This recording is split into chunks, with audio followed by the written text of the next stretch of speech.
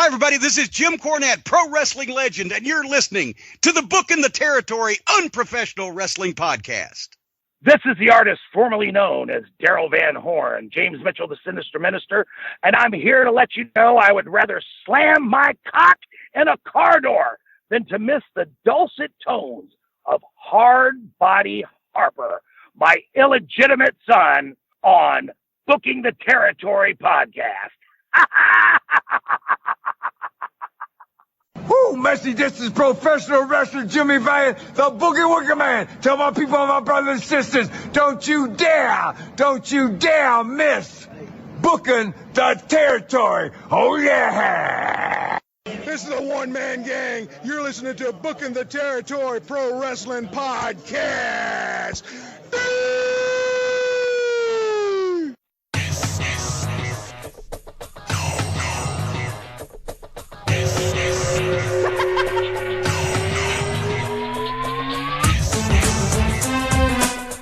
Welcome back, everyone, to this week's episode of Booking the Territory, the unprofessional wrestling podcast, where today we're talking NWA Saturday Night on TBS from December the 12th, 1987.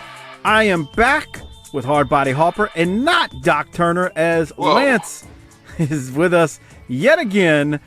Don't blame Lance, blame Doc. He is failing you. He's making excuses, talking about he's got things to do. He's the main one who always talks about how, he never misses and he's always here for the people and for the army. And yet 2 weeks in a row he misses, and he doesn't even know at this point that I think we've replaced Lance with him. I'm just going to put that out there. But anyway, Lance, how you doing, man? I'm good. I'm innocent. I didn't do anything. Whatever, bro. You know what Doc told me? He fucking called me. He's like, so what's up with the podcast? I was like, what do you mean? We've been doing it with Lance, and Mike says, well, he's from Dallas. He's got the Southern draw, so it's the same thing as you. And he told me, this is what he told me. He told me that you told him that Lou Ray dropped a can of pork and beans on a Tramika's foot, and you had to bring it to the emergency room, and that's why you couldn't do the podcast. There's a lot of pronouns in there, man. I got lost. Goddamn pal pronouns. He told me, and he said, and she said, and okay, I'm lost. Doc's, no, he's a slacker. That's what it boils down to. Like when you miss Harper, it's because you got Wildcat business. When he misses, it's Mrs. Doc running his life and that type of stuff, if you catch my drift. Anyway, yeah. Poor bastard. Poor bastard. Okay. Well, let's kick into the show. A couple quick special shout outs. Special shout out to our largest patron contributors monthly.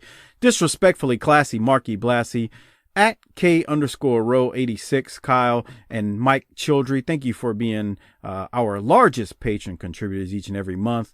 And then don't forget, make sure you join our Facebook group. Just search Booking the Territory - the Unprofessional Wrestling Podcast to ask and join our group, and we will let you in. Now, Harper, before we go any further, I do have to ask, Doc isn't here to do his Docaholic spotlights. Do you got any spotlights or anything you want to mention? I don't think I do. No? No? I mean, y'all can go buy my new shirt. That's a good thought. Did you post it in the Facebook group as we're recording this, or you didn't do it? I'm going to do it right now. Okay, do it right now. So we're recording this on April the 3rd. You won't hear this until April the 11th. But Harper's got shirts for sale via PayPal. This is not affiliated with Pro Wrestling Tees or our store there. This is something Harper's doing on his own. So it's a little bit different. He's going to do prepay, and then he'll get the shirts printed up, and then he'll get them shipped to you. So look for that in the group, and I'll make a comment on it next week sometime. That way it bumps up to the top of the page. All right. Well, yeah. Because your comments matter more. No, but when you comment in a group and it's like a topic that was months ago, it'll pop back up to the top. That's right. Yeah, I've noticed that. Don't you hate that when I see people comment on shows like, bro, that was like 4 years ago. Why are you commenting on this shit? People be trolling, man. That's why. Lance don't do Facebook. Y'all are polar opposites. Lance does Twitter and not Facebook, really. Even though he's got a page, he just doesn't use it. You do Facebook and not Twitter. I mean, Twitter's good for porn. And I realized, like, the last time I was on Twitter a million years ago, half the shit is all, like, porn broads. And I was like, man, if someone just looks at the people I follow, they're probably, this guy's a fucking pervert. You got to do a second account. Come on. Yeah. I don't see. You're right. I purposely do not follow any accounts like that for that reason, because. But you still click on it. No, I'm not saying that. My point is, because okay, let's say I'm sitting at my like kitchen table or sitting there, and you know my wife's sitting next to me, and I'm scrolling down on Twitter. That's the last thing I need to pop up. Oh, so yeah. I don't follow bullshit like that. It just makes no sense. She's on the other side of the door. She just heard me say that. And she laughed. Now you're single. You can do that stuff. You can follow those accounts and get your jollies off, Harper. But that ain't my thing. and I bet you Lance doesn't follow him either, or he's got a second account. You can't follow it. No, don't follow it. I don't have a second account. No following. You know, hey, education. You know, you gotta study things sometimes. I'm an old man. All right, Lance, you got anything before we get into this week's NWA show? No, nothing. All right, one other thing, new Patreon members, Reg Fox. Reg is a longtime listener and supporter and is now a Patreon member. So, Reg, thank you for joining. And then we had a bunch of people bump up their patronage. Jim Vinsky, longtime listener, longtime supporter. Kendall Busby jumped up as well. Hardcore Milo Reviews jumped up his patronage as well. And then Chris Browning and Alan Hayes, longtime Hall of Fame members, they moved over to Patreon. So thank you very much. And if you're wondering why people are bumping up to the $5 level, it's because starting in 1988, we're only 3 weeks away from that at this point. We've got 3 Jim Crockett Promotions pay-per-views coming up. Technically, one of them's not a JCP pay-per-view, though, because I think the sale had already gone through. But my point is, we got 3 NWA pay-per-views and 4 Clash of the Champions in 1988 coming up, and those are going to be on the $5 tier. So if you bump up, you'll get that in the $5 tier, along with some other stuff we're doing, like Lance and I's Q&A shows. So there you go. More me. More me. Yeah. See, you hit the RVD pose, Lance.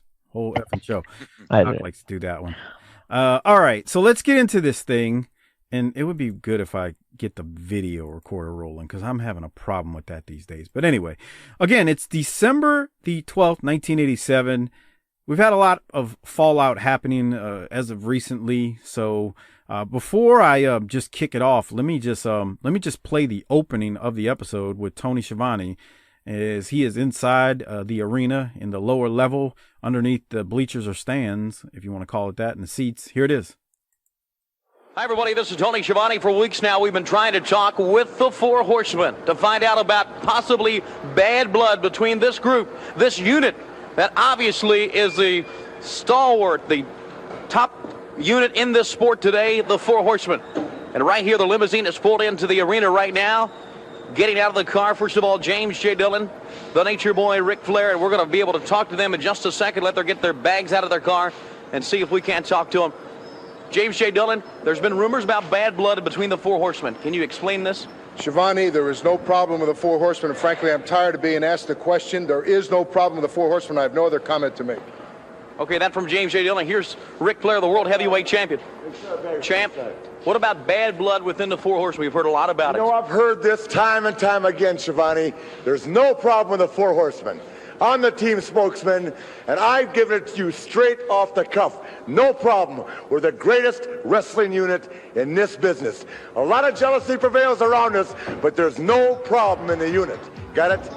Okay, that from the Four Horsemen, of course. So what you can't see in the video is they talk to JJ and Rick, but Lex is getting out this limousine with them. So I'll throw it to Lance. Lance, anything from you on that right there? Okay, so basically that was them coming to the arena for last week's show that was in Miami. That's right. How it works out. And, you know, man, they're filming so much. It's so hard to keep. I don't know how they kept straight on this, because they don't explain that, you know, they're trying to make it out like that's the beginning of this show instead of saying, you know, that they're at a different arena. But obviously they're at the studio a week later. And by now, you know, all this mess has happened. But, you know, no big deal. They're all together, though, to start the show. Yeah, I'm right there with you. Harper, do you have anything, or you want me to keep it rolling with the intro from the studio with JR, Schiavone, and Crockett? Yeah, just, you know, nothing to see here. Everything's great. mind your business. That is basically what they said. Yeah. We'll move on then. So I just shared my screen so y'all could see it. I realized I didn't have it shared, so y'all got it. All right, so let's go now to the studio with JR, David Crockett, and Tony Schiavone. Hey, ladies and gentlemen, we're going to have another exciting program for you. David Crockett, Jim Ross is with us now. Also, Tony, what about that? There is dissension in there. Isn't that right, guys? Exactly right. I think there's some big problems as far as the Four Horsemen are concerned, Tony. Jim, David, we're going to take a look today at a few incidents concerning the Four Horsemen, and regardless of what they like to, I guess, deny, something is going on, and it's really serious. Each and every week out here, we probably talk to the Four Horsemen more than anybody as a group. There's no doubt about it. So when there's something up, obviously, Jim Crockett Promotion is going to send me back in the background to find out what's going on. James J. Dillon denied it. Ric Flair denied it. But obviously something is up. And we're going to take a look at it right here today. We knew for weeks that something had been eating at Arn Anderson during these interviews. Seeing is believing. Exactly right. And we're going to have all the involved parties here today. I think we'll get to the bottom of this thing. Okay, a great show here today. Let's start it off by going to the ring. So, yeah, Schiavone just reiterates something's going on. We give these people attention, but we got to get down to the bottom of this. So we'll keep moving. The Lightning Express, they take on Cougar J and Gary Royal. Lightning Express wins, and Harper was very happy to see Tim Horner here, or were you? Yeah, there he was. They give him about a minute. Then Cougar J's in 6 minutes of this match. Really strange. Cougar J's wife has a comedy club in Florida. Really? I don't know what he does, but she's got a stage name and everything, and her, whatever her real name is, Diane Moore or Lynn Moore. Yeah. And, but she's got a club called Jackie Knight's Comedy Club. How the hell do you know that? Yeah. Dude, I gotta pull it out of my ass. Y'all ain't keeping me on here permanently yet. So, I gotta find all these kind of things. Let me tell you something. And that's why he does the world-class shows at tinyurl.com/PatreonBTT, because he pulls those type of things out of his ass for the world-class shows. So there you go. Make sure you become a patron, because you'll get that kind of stuff from Lance. He really does. He knows his shit. He really does. All right. Well, so there's some random trivia right there from Lance regarding Cougar J's wife. With the Lightning Express and Cougar J and Gary Royal, remember the Express win. Harper, any other thoughts on the match?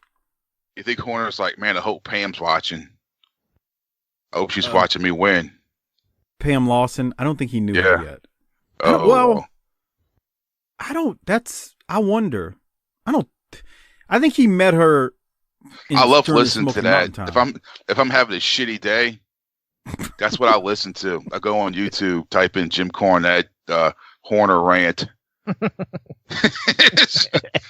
That rant is hilarious. If it's the one I'm thinking, it's like 20 minutes long. Yeah, it's like, you cousin fucking backwoods piece of shit. Chicken fucker. He calls him a chicken fucker all the time. If you pull up too, when he was on with us, we asked him about there was evidently, Horner ranted that Smoky Mountain didn't get a fucking sponsorship package from Coca-Cola because of what the gangsters were doing. And he cut a promo on Horner because of that. He was like, that's a lie. And he went off and called him a chicken fucker and every other word under the sun. Yeah. Corny goes off on his rants. That's for damn sure. All right. Let's go now to Tony Schiavone, JR, and Crockett. And they throw it to Luger after Starrcade 87. This is in the back with Luger after Luger lost the U.S. title. Hey, let's talk about it. Come on. Let's talk about what's going on, because we talked to James J. Dillon, nothing there. We talked to Ric Flair, nothing there. Once again, I had a chance to talk to some of the people involved. And I got a chance to interview Lex Luger right after Starrcade. It was a classic match. Lex Luger, Dusty Rhodes for the U.S. Heavyweight title. There was no doubt about it. It was a great match. We all knew that Dusty Rhodes was a legend. And I think that Lex Luger really proved himself on that day that he is really a supreme athlete and a coming superstar if he's not already there. All right, so let's listen to the interview. All right? It was a shocking interview to me, and I think it will be to you, the fans. It's a total package, Lex Luger. Tony Schiavone, I'd like to say right off the top that Starrcade 87 was everything that it was billed to be. It was the first of many to come for the total package Lex Luger, but the level of intensity The level of competition is something that I've never seen before, and I've been involved in professional football, playoff games, and it was there. The air was like electricity. I have never felt or seen anything like it before, and it was a pleasure to be involved. And you know, when I got in that ring, and Dusty Rhodes and I, we locked eyes. We both knew that the past, the present, and the future of professional wrestling was right there in that ring. Because you see, Dusty Rhodes, my hat's off to you. You wrestled a hell of a match. You showed me that you are what they say you are. But you see, Dusty Rhodes, so is the total package Lex Luger, because there's only a few superstars in our sport. You can count them on one hand. There's that special few that rise head and shoulders above the rest. You're one, Ric Flair's another, but you see, so is a total package Lex Luger. Because when I walk through an airport, people stop what they're doing. When I walk down that aisle in filled arenas, when I take off that robe, people know that they're looking at a special athlete. Something only comes along once in a decade or two. Because you see, in that arena that night, in Starrcade 87, we looked into each other's eyes. I knew Dusty Rhodes that the game plan set forth was all wrong. Uh-oh.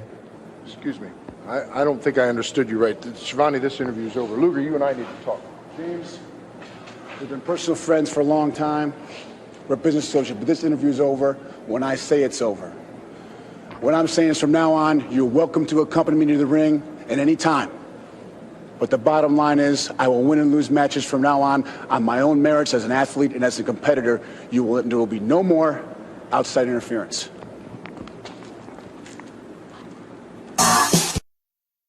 Well, yeah, Lance, thoughts on JJ just walking off and saying, nah, we got a problem here.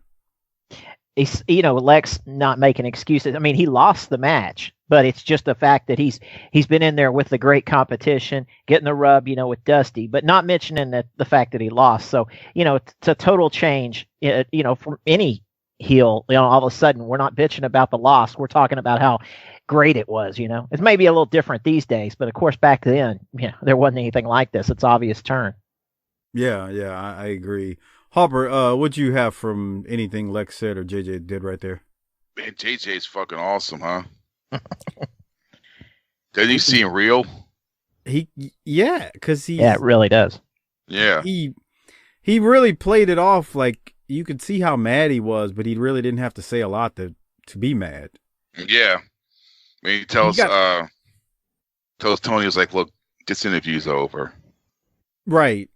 I'm not doing any more of this in front of the camera. Yeah. I'm about to deal with this behind the camera. Now, remember, that was actually filmed prior to what we saw last week when JJ was really rolling his eyes and, wiping his face at, look at this asshole. Well, he just shut the hell up.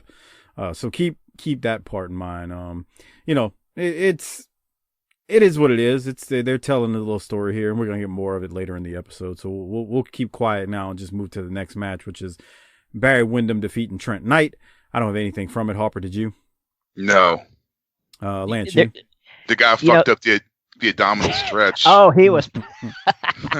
That is horrible. It was horrible. That was at the 15-12 mark too that he messes that up. I knew I wrote that date down. And they're talking about the match for about 2 seconds, and then they're just right back to a Luger talk the entire time. Luger and the Horsemen, the whole show is just an info commercial for it. Yeah, it's all it was. And then there's this right there, Miss. Dude, that was bad. Did you he just whiffed? Look at him, it was like a bowl, like. Oh. He just fell face forward. You can tell Barry's about to put him in that abdominal stretch, and he just floop. So then, go ahead. I was just saying how Barry's over, with the crowd, but dark days coming in another month or so. Kayfabe, brother. No spoilers. Yes. All right. So then after the actual match, Barry cuts a promo and he's talking about Zbyszko, and then they cut to Barry being triple teamed by Black Bart, Zbyszko, and Baby Doll before the faces save Barry. The only thing notable I have from this is, at least for me, Barry starts talking about Lex and how Lex made a bad, he made his bed a long time ago when he aligned himself with the Horsemen.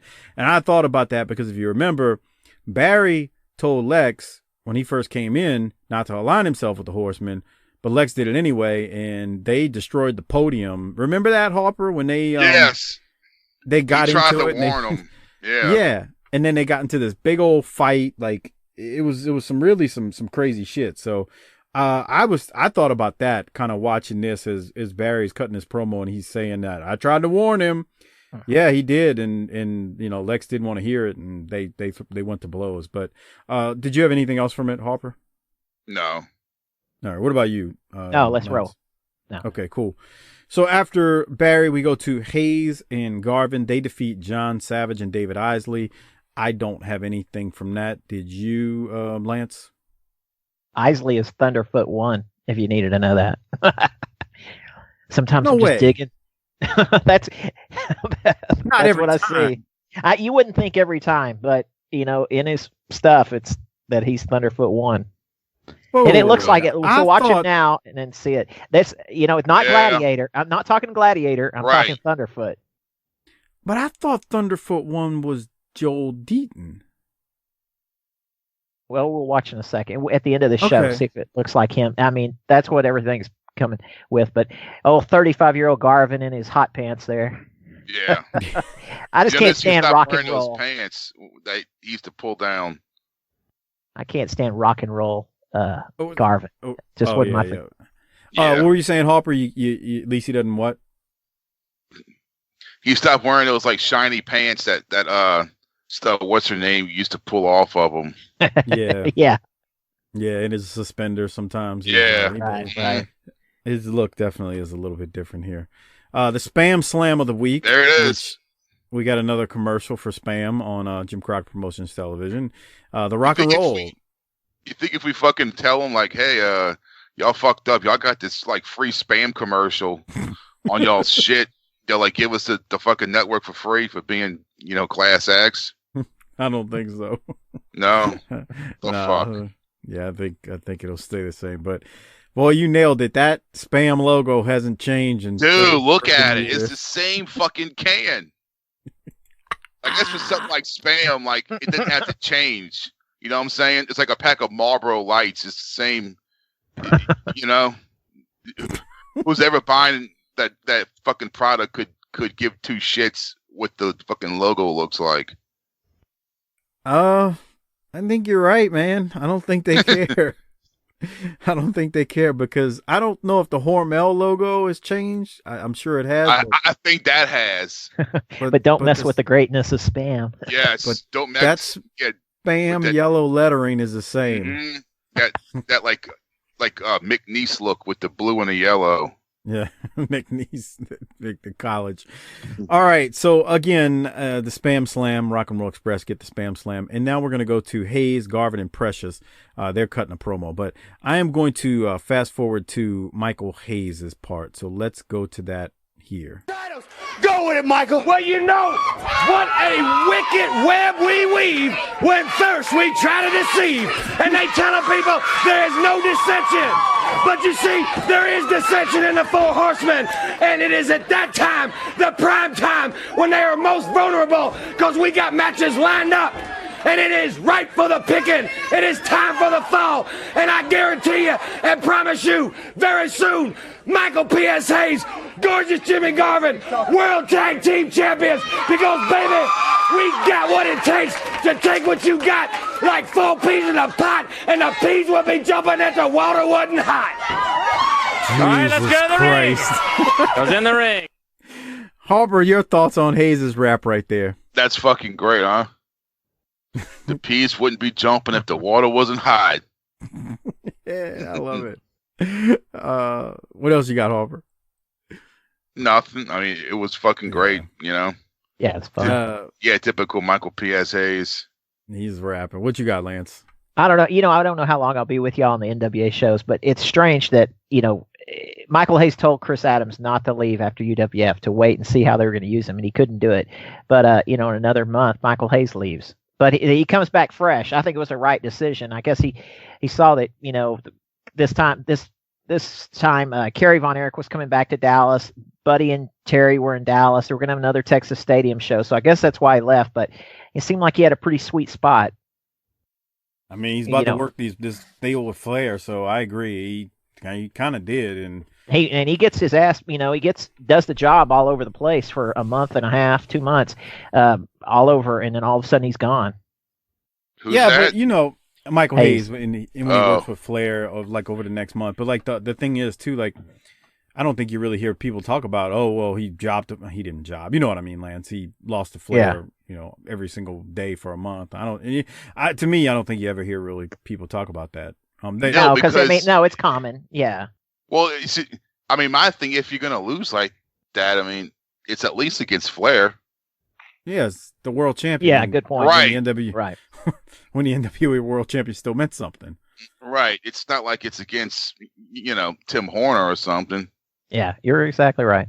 Yeah. See, Yep. see, Lance gets this shit. Lance knows how to kiss Doc ass doesn't. in there. Keeps. Yeah. Doc don't get it. I love it. But I was glad because there's a lot of coming and going at this time. You know, where y'all have had me do these episodes, so it's a lot of fun. You know, I want to tell you, 2 months down the road, I won't be here, but I know that, the rock and roll. I know what's going on. I know what's going on with old Doc too. Dr. Death. That's what I'm talking about. Yeah, as we're talking about that, because he's actually Bro, look in the at ring that. now. Look how strong that is. He's Just picks him up like he's a fucking baby and just puts him Yeah. on a fucking turnbuckle. Yeah, Dr. Death was a strong son of a gun. He's out there. He's up against Gladiator 2 right now. Sullivan is out there on commentary, and he mentions Dr. Death and Rotunda are capable varsity athletes. Lance, obviously Dr. Death wins. What were your thoughts on this, if anything? Nothing. That's a crazy mask, like Thunderfoot 2 has. Yeah. That mask is fucking old. If you look at it, it's like peeling, and it's that like white leather's like cracking. It's been in the storage closet there at the studio. It's not a lace up in the back. Right. It's like a rapist mask. Oh Jesus. But anyway, Dr. Death wins, just say with relative ease. Then after the match, Dr. Death cuts a promo, and I'm not going to play it, but here's the note I had from it, and I want to see what you all think. Doc mentions that he's the only one in the UWF that still has his belt. And this is December 12th, 1987. And Lance, you mentioned something about his belt last week. Do you know what I'm talking about? Yeah, he's fixing to go to Japan, and if he had decided to stay with them, they might have kept that belt. Probably not, but he's going to show up a few times in '88 for y'all go against Flair, but most of the time he's gone. No, he's around for a little while. I saw a few. Well, he's definitely going to Japan here, and they're getting rid of the belt. But he gets 2 or 3 title defenses in '88 with Flair. But is he going to be around? I believe so. Yeah, I think he hangs around. Yeah, he's around. I don't know the exact date that he hangs around too, but yeah, he's definitely all you got to do is around. all you got to do is make one show, and you're on for a month. As much as they were filming, man, they were filmed a lot. Yeah, well, the thing I was thinking of was the fact that once he's gone, how quick that UWF belt, as he's talking about, he's the only one with the UWF title, but we're literally looking at the last days of the UWF title right here. It's getting ready to just go bye-bye. So, Harper, any thoughts on Dr. Death's promo, if anything? Be honest, no. Oh, I was surprised it says he's been doing this for 5 years. Yes, that was weird. He looks like he's been doing it for 20. And you've probably never seen his Mid-South stuff from 1982. He looks totally different. Absolutely. He's got more beef on him, doesn't he? Well, he's definitely got more beef on him. He's big back then, but it's girth. He's not really defined at all. Man, he just looks totally different. It's the change is ridiculous. It's only 5 years, but it may as well have been 10, as much as he aged during that time. His look is just completely different. So I'll send you a picture. You got to see it. He looks totally different though, man. It's nowhere near the same. But anything else, Harper? Nah. All right, let's move forward. Give me a second, and I will get us to our next promo. And hold on. Here we go. All right, so now we got JJ, Arn, Tully, and Ric Flair out there. Let's see what they got to say. All right, ladies and gentlemen, we have seen the tape, JJ. What's going on? Let me first say, David, that I've been listening to your comments out here. And I've been listening to you talk about what you perceive to be a tension in the air these last couple of weeks. And indeed, there has been a tremendous amount of tension surrounding the Four Horsemen. In fact, it got so thick at times that you couldn't cut it with a serrated knife. And it all goes back to Thanksgiving night. It was a night that the Four Horsemen had a chance for a clean sweep to take back the World Heavyweight Championship, to hold on to the World Tag Team titles, and to destroy a legend. And we had a game plan that one athlete took to the ring every time the Horsemen gave it to him that compiled victory after victory after victory. We have an athlete that took that same game plan and went in the ring and took the United States title. The game plan was fine when it worked for him. But you see, the minute that his shortcomings ended in a result that was not to his liking, suddenly he looked around at everybody else and started to question the game plan. Now, the legendary Vince McMahon Lombardi, when he walked into the locker room and passed out the game plan to his players, if somebody took the playbook and said, "Coach, I don't think this is going to work," and gave it back, "I'll think of a game plan of my own," he was off the team, gone at that moment. Well, we tolerated the situation where this same individual suddenly insulted me by questioning the game plan. And there was this huge crevice that was widening every day, and my mind was preoccupied about how to solve this dilemma. Well, as everybody knows, December is Bunkhouse Stampede month. And I got into a Bunkhouse Stampede because I wanted to be right in there to hold my boys together. And the situation developed when all the smoke settled and everybody turned nose to nose. There was nobody left in the ring but the Four Horsemen. And the referee jumped up on the apron and said, "Hey, keep this thing going." And I said, "No, it stops right here. The Horsemen will divide the money." And then the referee informed me, "Hey, the record book, there's got to be a winner." Well, it was at that moment that something that I never even remotely dreamed of passed in front of my mind. The chance for James J. Dillon to put his name in the record book alongside Dusty Rhodes and Big Bubba Rogers and a select few as winners of a Bunkhouse Stampede. A dream I never thought I'd realize. Arn Anderson right there by my side. High-fived, sacrificed himself over the top rope. Tully Blanchard sacrificed himself, high-five and gone. And that's when it got real interesting. And I want to reflect back right now and take a look at this tape. And I think you'll see the pieces all come together. All right, so I pause it right there. I guess first, Harper, I'll throw it to you. Thoughts on JJ's promo as he throws it to the footage that he's talking about where what we're about to watch happens. That's excuses. Like What those kids you were mean? saying. You didn't hear them kids saying that at the end? Oh yeah, and then they were saying, "Shut up, JJ." Yeah, he's saying, fucking Alex, he thinks his shit doesn't stink. He doesn't want to play ball.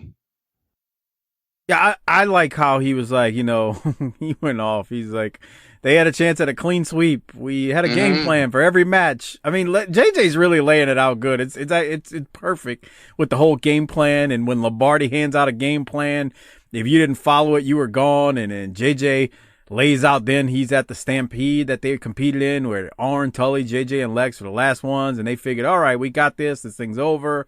Arn and Tully, talk to JJ. They eliminate themselves. And Luger's like, him and JJ are the only ones left in the ring. And Luger throws him out. But it's just, I just thought JJ was real good here. Lance, before I'm sitting there talking about the Stampede that we're watching here, but thoughts on the actual promo before they throw it to the Stampede? No, it made a lot of sense. It made a lot of sense. He didn't go with the plan, I just agree with everything you're saying as far as JJ. He sounds great, puts it all out there, simple. But you listen to it, you pay attention to what he's saying. That's what I like. I'm listening exactly how he puts it out there. JJ, pretty good. JJ's a good storyteller when it comes to this stuff, man. Yeah, I didn't give him enough credit years ago. Yeah, no. I definitely didn't. He was so good, man. And Lance, I don't know how much of 85 and 84 or whatnot of this that you watched, but or just say 85. He was when we first started doing these Saturday night reviews, as Lex just eliminated JJ. JJ was managing Thunderfoot 1. Yep. Golly. I know. Thunderfoot and Buddy Landell. And Black Bart too, wasn't he? And Black Bart, I think. And then and Buddy decided to do an 8 ball of cocaine and not show up to the TV taping and end up getting fired. And then right after that, he ends up with the Horsemen, and that's with Tully. Yeah, I guess he starts with Tully, doesn't it? Yeah. And I remember this bunkhouse. I guess it was on one of the syndicated worldwide or something like that. I remember, man. I haven't seen it, since I had to watch it for this show. I haven't seen it in 30 years or so, man. But I remember it like it was yesterday. Yeah, and as we're watching fantastic. Here, we're watching. So what the deal version. is, it's at the same place. So last week we finished with that Hayes and Flair match. Hayes didn't win the world title, by the way, but that Hayes and Flair match. So what they called it last week was the Miami Convention Center or whatever they did, but it's the Knight Center in Miami, and it's still there. And in fact, the Hurricanes played there, and then they moved out in '88. So this is all from December 2nd. And what we're watching from the studio was filmed on the 9th. It aired on the 12th. So, between the 2nd and the 9th is where we're at. Okay. And I just kind of getting that straight with how that worked out. So this was just right after that Flair match with Hayes. Yeah, so there you go. I think that's interesting. They didn't even tell us at the beginning, and I'm glad you pointed it out because we were talking about at the end of last week. They didn't even tell us who won. They just kind of left it hanging. They didn't even address it, at least on this show. Maybe they mentioned it somewhere else on, who knows where, but they did not say anything here. So yeah, there you go. Flair retained. Okay. We'll keep going because now we're back in the studio. Now, if you watch it on Patreon, it's tinyurl.com/PatreonBTT. You would have seen Lex eliminate JJ and ends up winning the bunkhouse, which kind of seals his fate as the 4 horsemen or the 3 remaining horsemen attack Lex. Looks like they injure his knee. Let's go now to back in the studio with JJ, Arn Tully, and Ric Flair. David Crockett, Thanksgiving night, I'm the one that said I had the perfect athlete and the perfect plan. It was not the plan that was not perfect, and we now know it was the so-called athlete that was very far from being perfect. David Crockett, I know time on this K station is very expensive, but I'm going to spend some of it.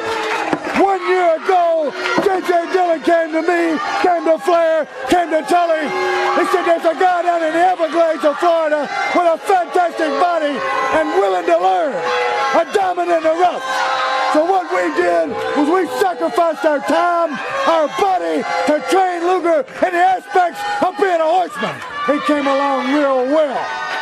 Well, Luger, for you to stand to the forefront, correct James J. Dillon verbally, then put your hands on him physically, you put yourself in no man's land, fella. What's happened? The 4 horsemen were here long before you came here. They're going to be here long after you leave.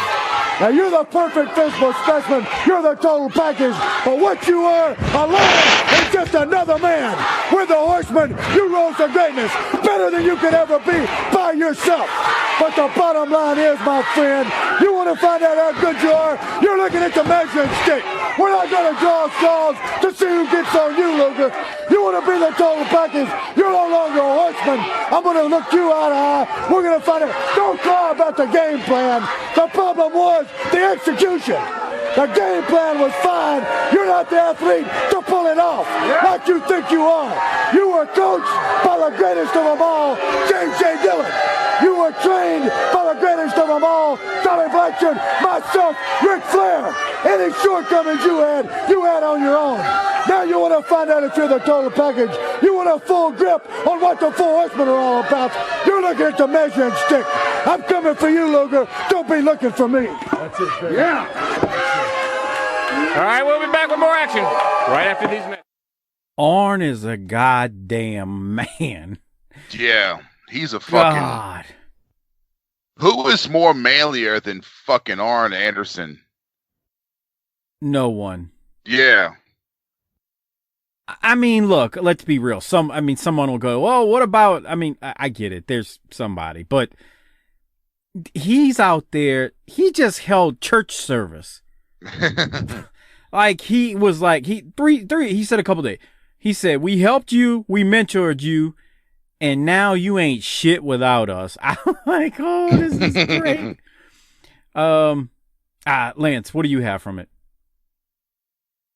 He had to step away. I think that was him that put his headset down. That was just phenomenal stuff from Arn right there. Am I there? Yeah. Yeah. Did you mute yourself? I opposite of what I thought was muted. I thought it was the other way. So I blew my nose a second ago. Maybe I don't know if that came through. That's what that noise was. Oh dear God! Sorry about that. Came through. I didn't pee. Go ahead. Oh, so wait, hold on real quick, Harper. Lance did what you did and pissed on air once.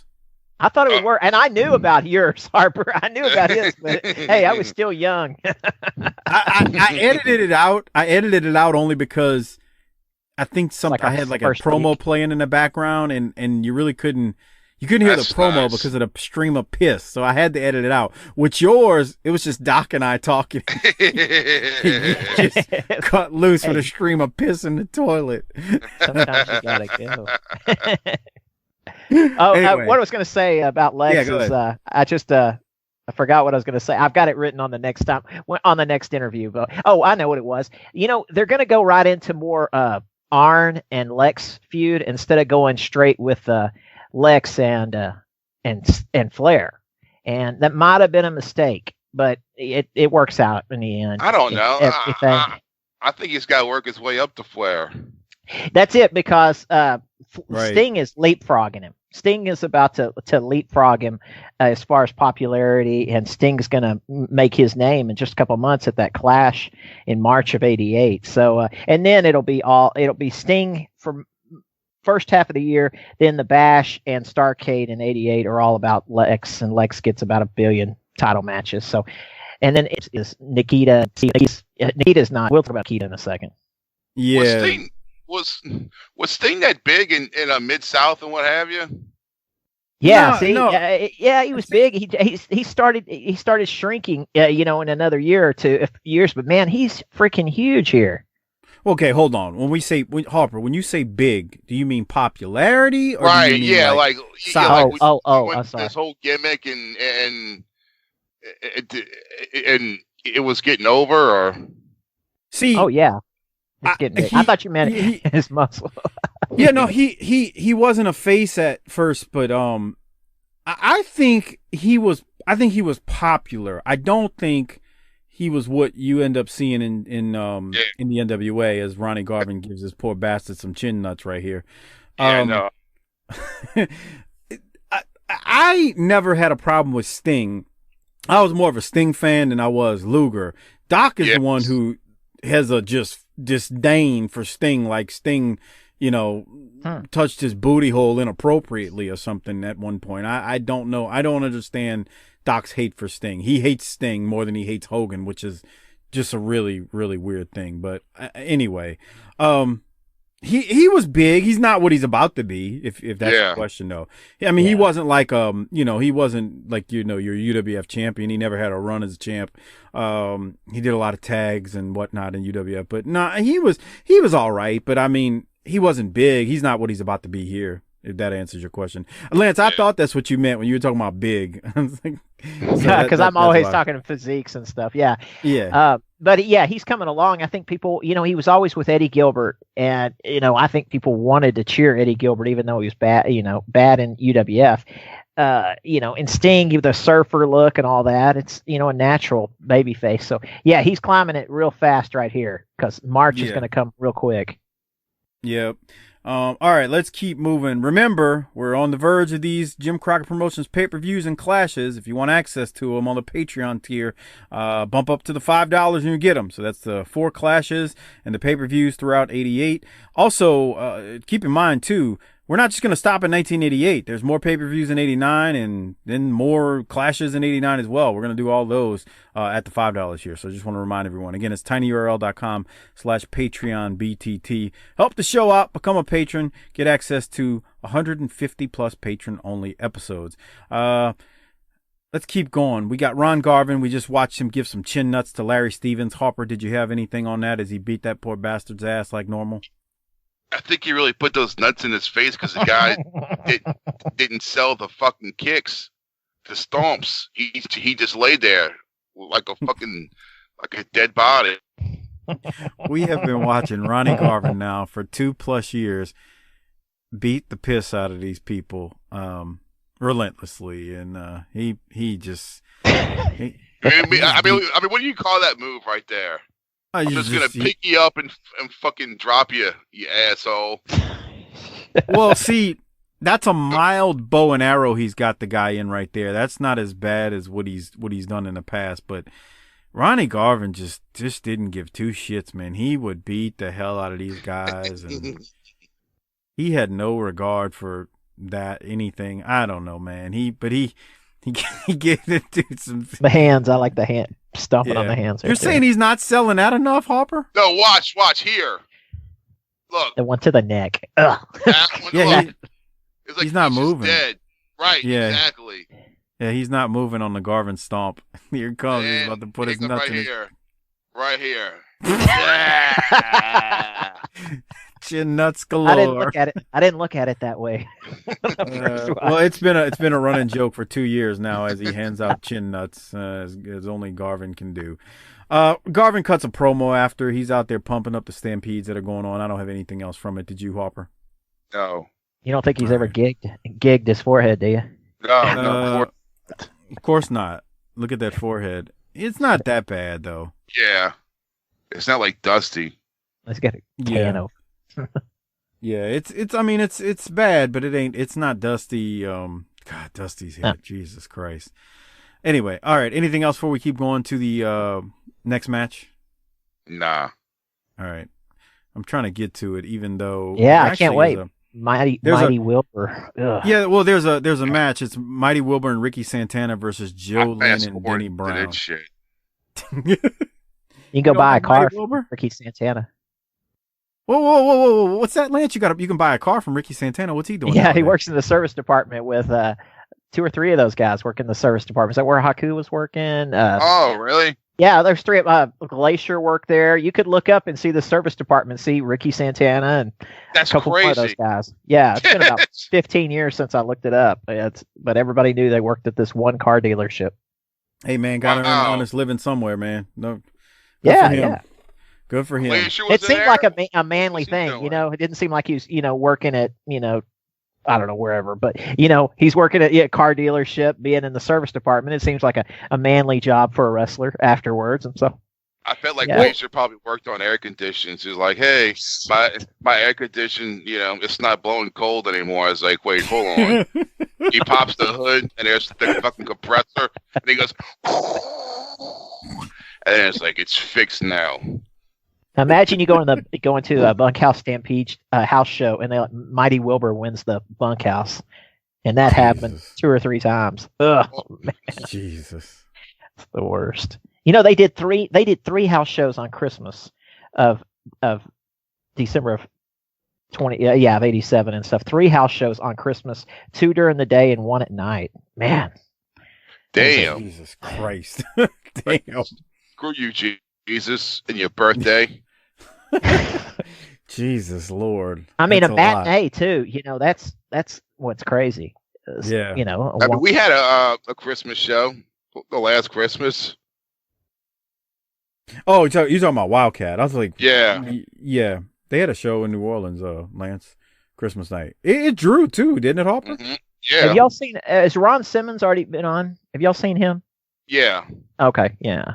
Yeah, it makes sense. Okay, I was seeing because he wasn't on this either. Okay, still trying to make sure where I am on this, but I tell you, that bunkhouse with him throwing Luger throwing JJ out. Man, that's like remember it like it was yesterday. Gosh. Yeah. All right, let's keep going. We got the Road Warriors up now. They're out there cutting a promo. Let's hear what they got to say. Puddinhead, how can you actually say that you have the strongest team in wrestling? Look at these guys. You know something, David Crockett? I got something to ask you, Paul Jones. You got some sort of problem? You got 2 problems you want us to take care of? We proved to everybody all over this world for 5 years now that the Hawk and the Animal were the two strongest guys in professional wrestling and also the two best fighters. There ain't nobody in the wrestling sport that's stronger than us. And I got one other thing to clear up there, Crockett. Everybody and anybody out there, one thing's for certain about Hawk and myself and our six-man partner, Dusty Rhodes. We still don't care. Anytime, anywhere, we'll defend our belts. Tell him, Hawk. Well, David Crockett, it seems like ex-Lex Luger has finally gotten totally constipated by the Four Horsemen. And the Four Horsemen seem to be riding to the edge of apocalypse now. Well, within every bad bunch of apples, there's the one that's worse than the others. And he just showed himself to be worse than the others.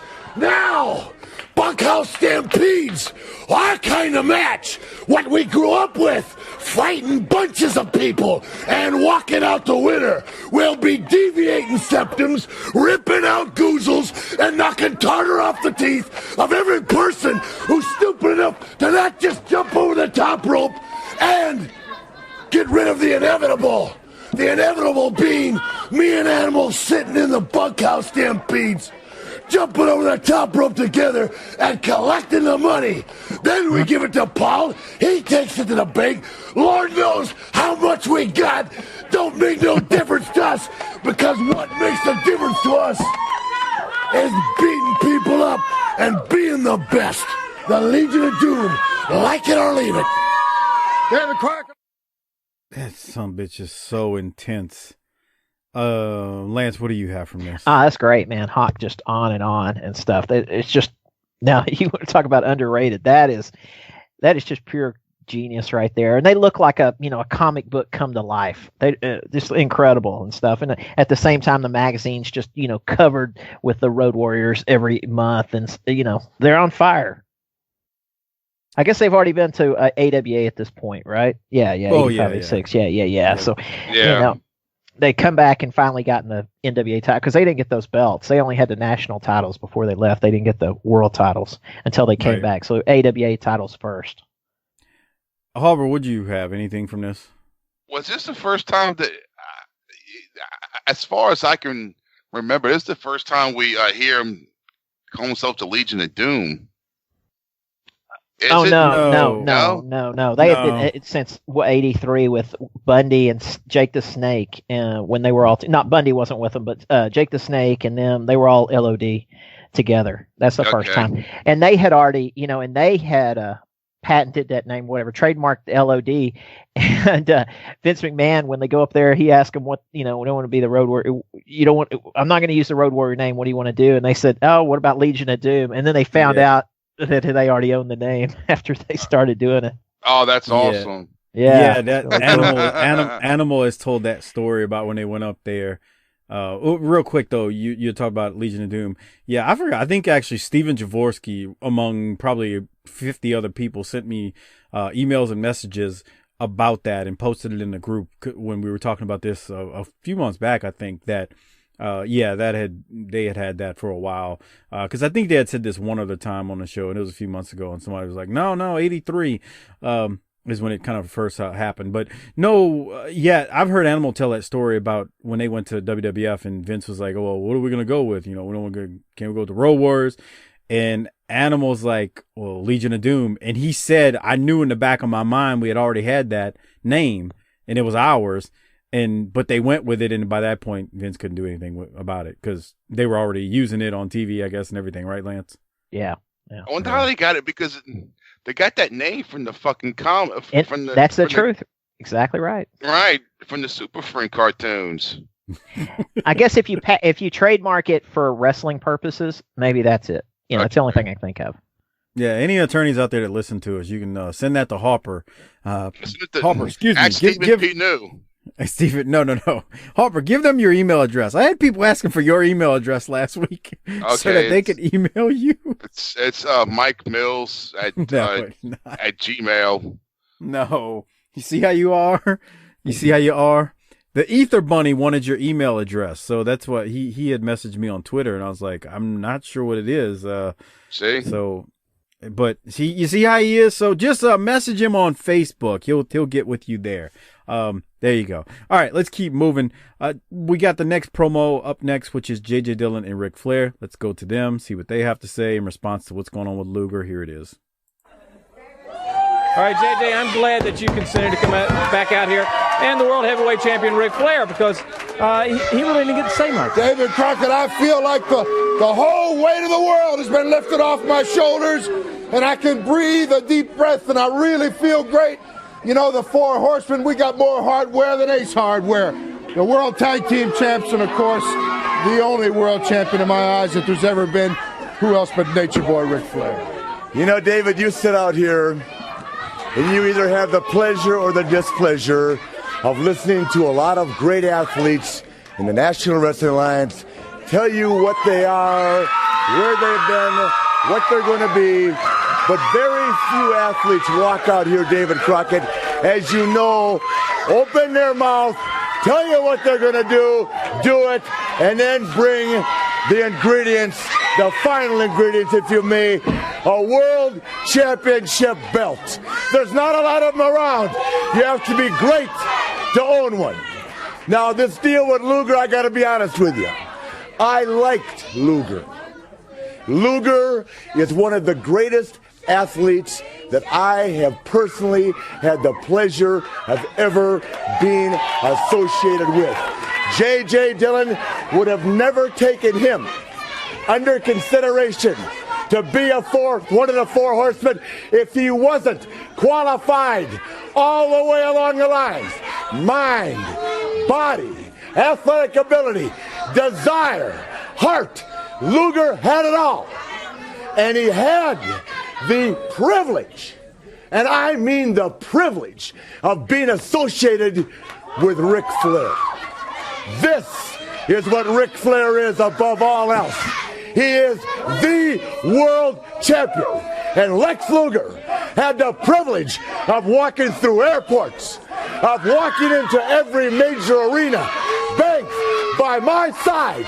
He was my friend, my companion, a man I liked and a man I admired. But Luger, somewhere out there, you started to think that it was your wheel that was turning the whole deal round and round. And that, my friend, led to your downfall. You see, Luger, you've got the best body in our sport. Unequaled. The best body in our sport. But night in and night out, a lot of beautiful women with great bodies come to me and say, Rick, take me upstairs. But the bottom line is, if a girl that's got all this can't use that body, she doesn't go up the elevator with me. You understand what I'm telling you? You got it all, pal, but you couldn't walk the aisle and make it go. James J. Dillon has taken me to 2 reigns as the world champion. 2. You've been nowhere. You've been nowhere. This is World Championship Wrestling. I'm the world champion. Arnatelli are the world champions. And you can walk out here, tear off your shirt, brag to yourself and the whole world what you're gonna do, where you've been. But pal, the bottom line is, in this sport, you don't cross that line and you don't pass go till Ric Flair says so. Get it. All right, let's go. Chalk it up as an experience. Find somewhere else to hang your hat, because this is my world and I control it. Let's go to the ring. Well, Lance, I'll throw it to you first. It doesn't get any better. I mean, who else is talking? Where else in wrestling are you getting that at this time in 1987? I mean, we know that Cornette can talk. Yes. But man, that is top-notch level right there. I mean, it's incredible. It's nothing hokey about it. It's all serious. That's what I like. He got Lex with that comment about the women that have a good body. That he don't bring them upstairs because of that. he got Lex with that, and he was like, "You're just like." I mean, basically, he said, "You're like a broad with a nice body that doesn't know how to use it. You got all them muscles and stuff, but you don't know what to do with it." That's nice. That's what he told them. No, man, it was fucking great. It was awesome. Harper, what did you have? That's what he told me. You got $1 million body, but you got a fucking $2 brain. Yeah. Don't know what you're doing. He said you had the privilege of walking side by side with me in the airport and everywhere we go. Man, Rick was on it. Then he compared him, like I said, to a broad. That was beautiful. Anything else from it, Harper?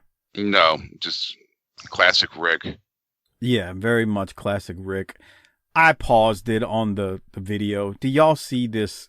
This Sting sign? Oh, this Sting sign. Look at Sting, but Sting tortures the bronze atomic bomb. What the hell is that supposed to mean? I don't know. They're from Atlanta. And that girl's like peeking underneath it like peekaboo. Look at that, I guess, drawing or painting of Sting. He looks like he's high. Yeah, he looks like he just woke up like, oh fuck, I need to go wrestle. He looks like he's smoking that Doja, Harper. Smoking that Doja. If Andrew listens, you can say Harper. They don't call it that no more. It's not Doja, Harper. He's smoking that. Look at him. He looks like he's higher than giraffe pussy. Sting torture. God. Yeah, anyway, I had to pause it on that side for a second as I stopped the Patreon video. Hold on, let me get it restarted. All right, so any thoughts on Sting versus Tommy Angel in the match that's going on right now? Ew. Okay. No. All right, we go from that to I will play... Actually, I'm not playing it. So we get Lex out here, and Lex is... he's cutting a promo, and he gives his side of things. And Luger said there was a game plan laid out for him. He says he did not agree with the game plan at Starrcade 87, but he went along with it. He said he thought he had things under control, but then he lost to Dusty. Luger makes the point that when Ric Flair didn't have a belt, Luger was supportive of him. And when Arn didn't have a belt for months, he was supportive of Arn. But the minute Luger doesn't have a belt, Luger mentions that they stab him in the back. Now, I will say, I want to throw it to y'all on the rest of this thing. The fans were cheering Lex. They were really behind him in the studio. And when Lex was making a point, they got real quiet because they wanted to hear what he had to say. Yep. So, Harper, what did you have from, this goes on for 11 minutes. What did you have from this? I just like how the crowd was hanging on every word that he had to fucking say. And it kept telling everyone to be quiet. And this was kind of like those Arn promos where, what's he saying that's not true?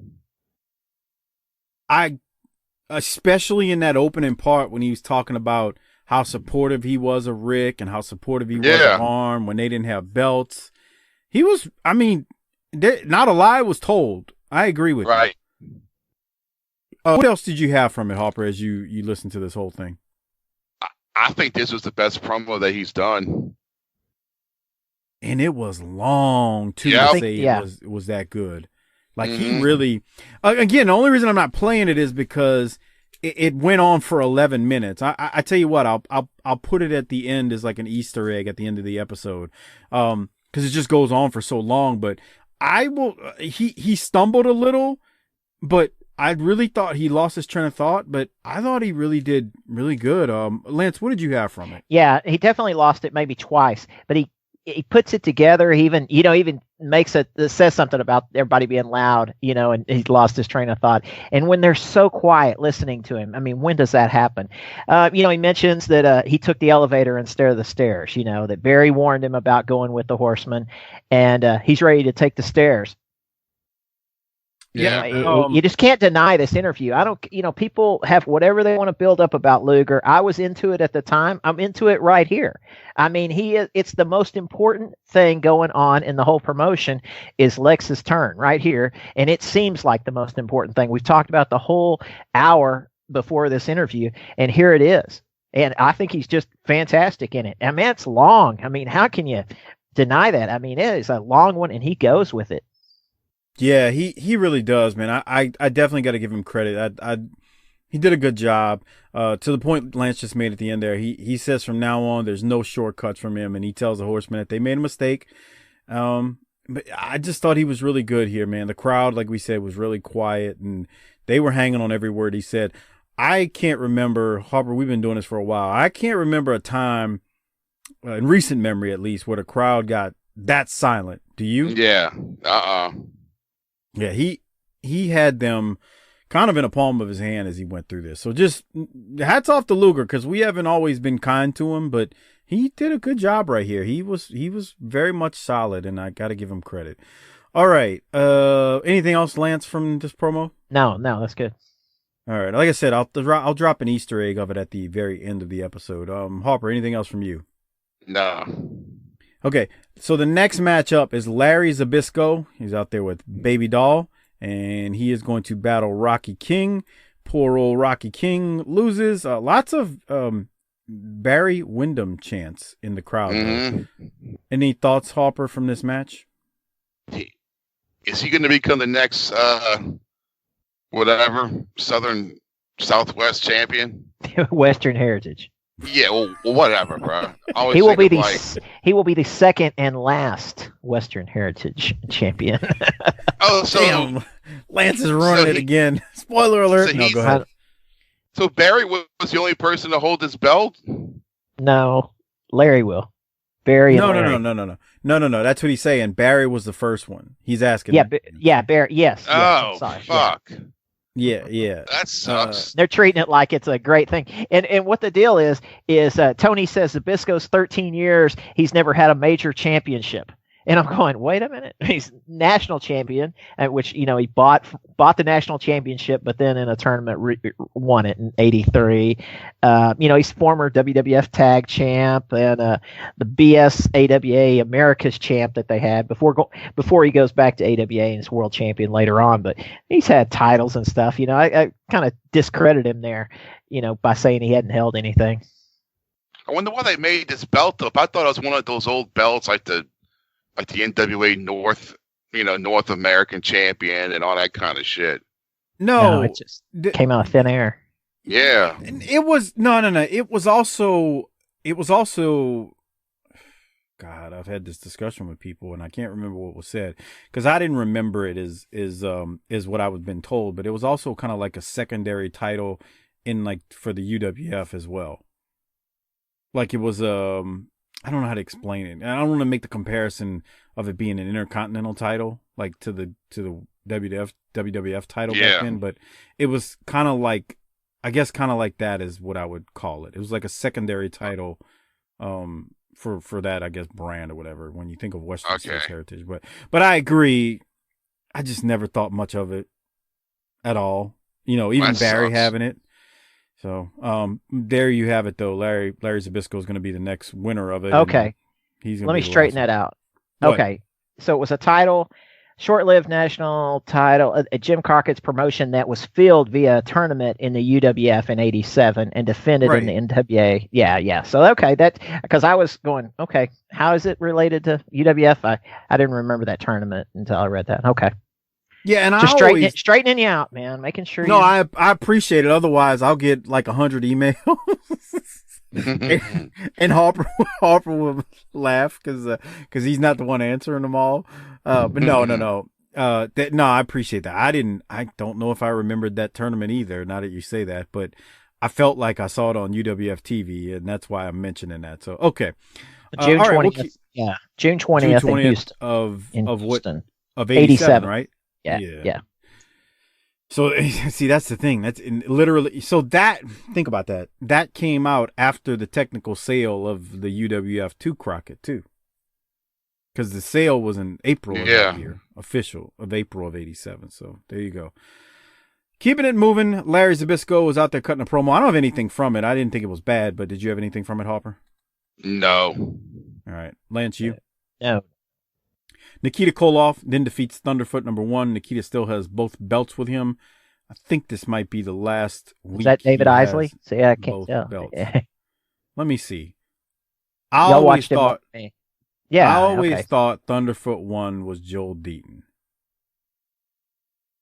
So come on, Nikita. I don't think that's David Isley. All right. I'm just reading it, but that does. I can go with that being Joel Deaton, possibly. Definitely. Okay. Let's keep moving. We got Nikita. Nikita obviously wins this, and then we got a promo from Nikita, and Nikita says he isn't afraid of anyone. That's all he said. I mean, he called out Flair at the end. And Right. Flair says it's same old shit. World. But yeah. Anyway, what I was going to say about Nikita real quick. He's slimming down fast. And his whole thing about wrestling is kind of, he's going to be around, but he for a little while, but he's, kind of, wrestling's not as important. I think he's getting married. I don't know if she's sick yet, but it's pretty quick after they get married that she's going to get sick. So, his whole career is kind of up in the air right now. Yeah, I don't remember the exact time frame that his wife gets sick and whatnot. She dies in '89, so I mean, she's got. Oh shit. But he's already slimmed down. I saw him on a house show somewhere around here, and man, I couldn't believe how much he had taken off because man, those traps were just insane back in the day. Yeah, you can see it, Harper. Doesn't he look smaller than he did at his peak? Yes. Oh Look yeah, at he him. does. I mean, From when he was with Ivan. Yeah, man, that was the best. Yeah, I mean, like he was massive in like '86 during the middle of the year, and then I don't know, even leading into Starrcade, man, he was. I mean, he was pretty massive. You can see it now. You're gonna see it even more next year. Like when I say next year, in '88, man, you can definitely see the transformation. And then he grows his hair, and that doesn't do much for him either, in my opinion. He got a brand new shoot interview. Just I see out that Hannibal TV, and he's talking about going out there for the Rocky movie, and it being down to him, Kerry Von Erich, and Dolph Lundgren. He talks about it being out there because I'd always kind of wondered if that was true or not. But he definitely talks about going. He was practicing all his lines, and Kerry got there and said, "Do you know your lines?" And he's like, "Yeah, hell yeah, I know my lines." Nothing became of it. And he says the reason he didn't get the part was because he was so huge. They just couldn't go with the discrepancy in the boxing mat. And even though Dolph Lundgren was taller, he was like 80 pounds, lighter. Man, all right. I believe Nikita. I'm not saying he's lying. I know that's what he said. But my thing was, it was the first time that I'd really gotten proof that Kerry was part of that. Oh yeah. What were you Did you picture Kerry Von Erich there? No. All fucked up. I must break you. I'm not trying to be mean, but I cannot imagine that at all. No, it's bad enough Problem Child. I'm sure they had to, film that over and over, and he only had like one line in that. Yeah. Problem Child? Yeah, that's a big Kerry Von Erich movie. Yeah. He was the Problem Child? Yeah, he's in the prison scene. He's supposed to be a Nazi. Jeez. That's that shitty movie, right? The little redheaded kid. Yeah. Yeah, John Ritter. And he married that girl. He left his wife for that woman that played his wife. I didn't know fucking Kerry Von Erich was in that movie. That's fucking crazy. It was filmed all over here. Yeah. I don't think I've ever seen it, Harper. Well, yeah. Well, it was a stupid, a kid's movie. He's just like Dennis the Menace type of kid being a little prick. Yeah, that's a good way to describe it. Yeah. It's funny. They filmed it all over here. I always tease I could take people on a tour of where they filmed that movie, and it's all over the place. They ran a car through a sports, like an Academy Sports. They ran a car through the front of it, and that's a church in Mesquite now. And I remember, the prison scene is actually in a bar that had concerts, and it was just redone. Anybody who lives here knows the Bomb Factory, and they used all these off-duty cops were the other prisoners that were lifting weights during the Kerry Von Erich, and who he was talking to, the bad guy of the movie, is Michael Richards from Seinfeld. That's crazy.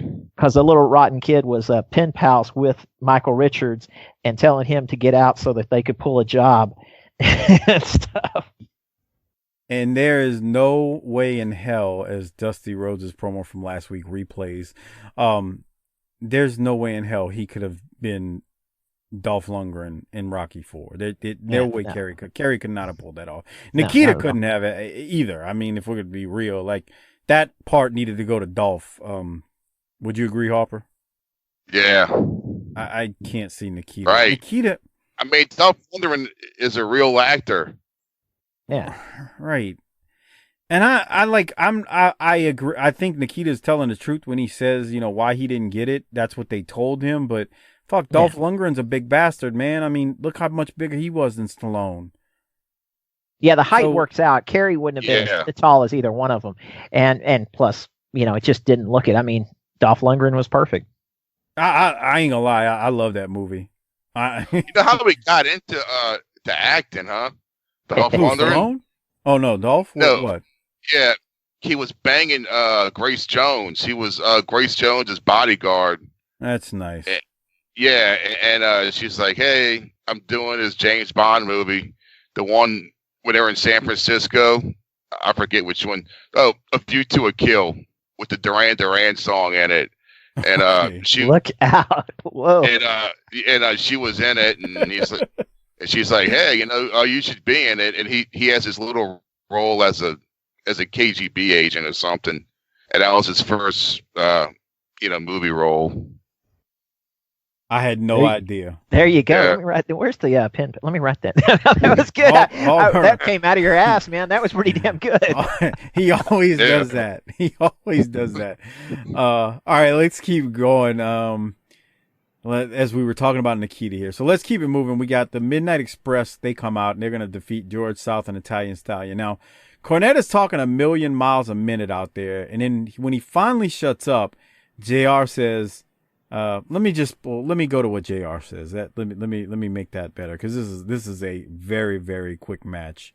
Here it is. The end with Cornette. Man in the world, the man who has won more money than any other human being in a bunkhouse stampede is going to come out as king of the whole thing. And Christmas time's coming up, and my mother, the dear old thing, loves Christmas. So you know what she's going to do? She's going to be real charitable this year. She's going to go down to the food stamp line. She is going to pick out 5 or 6 needy individuals and give them a free ride to the poorhouse in her limousine. What do you think about that? See y'all later.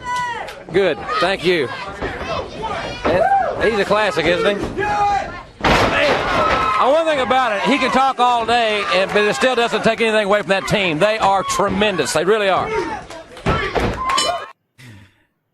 JR was damn happy when Cornette finally shut the hell up. Yeah, so there you go. So any thoughts, though, on Cornette right there?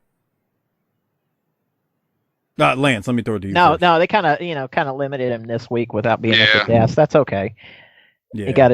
I mean, it was so fast. I wasn't paying attention when he was talking there. I was waiting for him to get to the desk, and then there was no desk. All of a sudden, new breed. And there's the one in the back looking real dumb, like he's not taking it serious. It's just kind of like, whoa.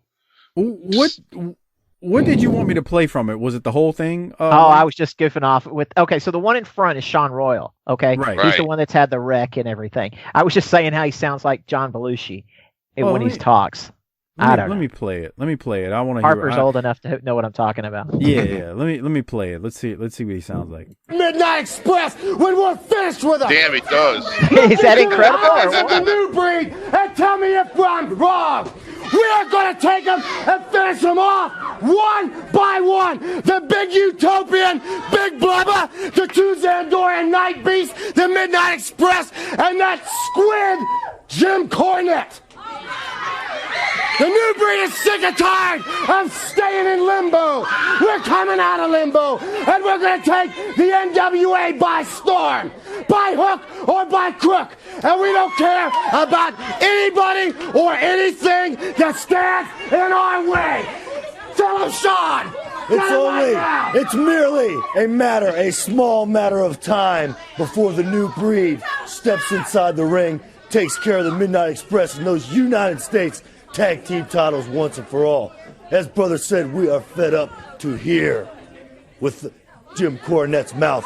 I'm going to do the world a big favor and invent a mouthpiece that will close Jim Cornette's trash forever. A nice-sized muzzle to shut that big fat mouth. And the bunkhouse stampedes. When the new... All right, I think we got the meat and the potatoes. Germans will just land on Pearl Harbor and stuff. I think it does sound like Belushi. But man, is that not a big cast in the back? I mean, he is stiff. The thing about Sean Royal, that doesn't sound like a guy who's fixing to retire in 3 weeks, because he is. Christmas night's his last night in. Decides to give it up. And that sucks. Chris Champion is gonna be in on just a few months in 80, and then he becomes Yoshi Kwan later on. Well, he's got to go to Tennessee actually, and then come back as Yoshi Kwan there in WCW or whatever it is time. And so, but yeah, I thought he sounded like Belushi there yelling. He sounded like he could talk too. Wow. I think he cut a decent promo back then. I don't think he was that bad. I've said that before. Now, what they were saying, like the actual words were, you're like, what the hell are you talking about? But I thought some of their promos were hilarious and funny, and then you got Sean Rolls in the background, and he's that promo Chris Harper Champion. where he sounded well, no, I was saying in the back, the Champion's up front, right, and Rolls in the back. But No, I was saying backwards. yeah, Isn't it? no. Okay, I got it. Sean Backwards. Roll. Yeah. Well, Sean Roll, when he was talking like Marvin Martian back during the summer of '87, there was these promos, and we were laughing our ass off. But I guess he does sound like Belushi there. So all right, let's get to this. That's the end of it. Let's rate this damn thing. So Harper, I'll go first. I'll tell you what, guys. I'm gonna go A+. I thought this was damn good. So I'm going to give it an A+. Lance, why don't you go next and tell me what you want to give it? On the show, it's an A. Yeah, it's an A. I'm just going to go with an A. I thought they did exactly what you had to do. Lex was the main focus of it. He came out and talked. I thought he hit a home run. Yeah, it's a great show. Yeah, I agree. There was just a lot happening here that made this a damn good show for me. Harper, what are you rating it? I give it a solid A. Because this is when you see Lex break away and fucking JJ was batting 1,000 with the promos, and there's fucking on right there, and fucking Lex stepped up and did a good promo. So it's an A, even though the matches were standard talent stuff. Yeah. All right, so we need to give out some Rolexes now. Before I do so, I want to remind everyone to use the Amazon referral link. It's tinyurl.com/BTTAmazon. It is a great way to support this show on an ongoing basis. Use that link. Give that link to the wives, girlfriends, hoes, and side pieces in your life and tell them to use it. Bookmark it. Again, it's tinyurl.com/BTTAmazon. It's a great way to support the show on an ongoing basis.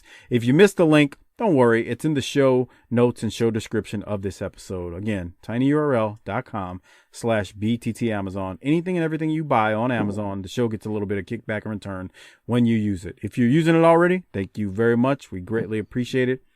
I'm a little torn on the Rolex because I feel like I want to give it to Lex, but I also feel like in my heart I got to acknowledge Arn because Arn cut a damn good promo in there. So I'm going Arn again. I got to go Arn. Lance, who are you giving your Rolex? No, Lex. Definitely Lex. Okay.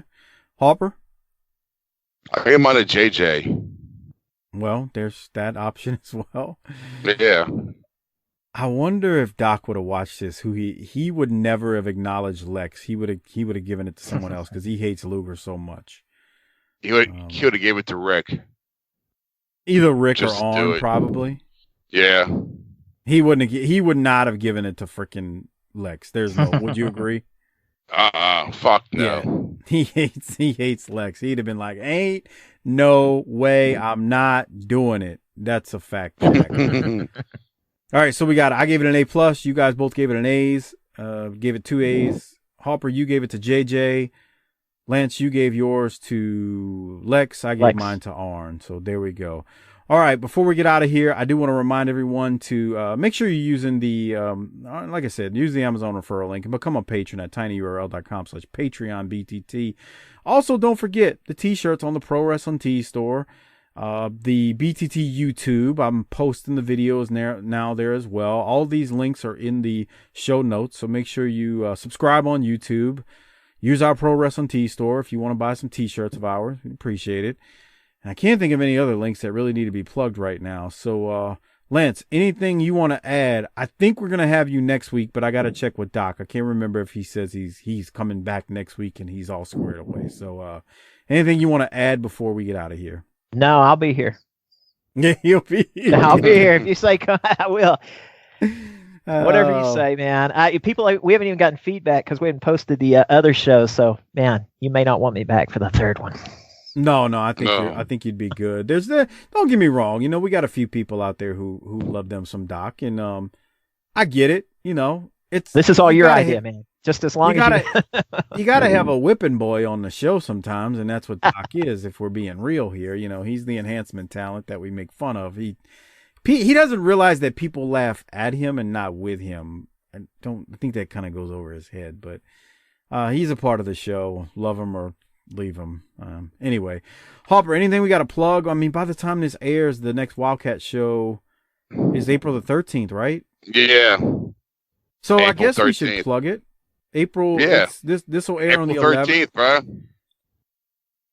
Go ahead. Go. Run it down. Card, time, place. Card. April 13th at fucking Meisler. Show up.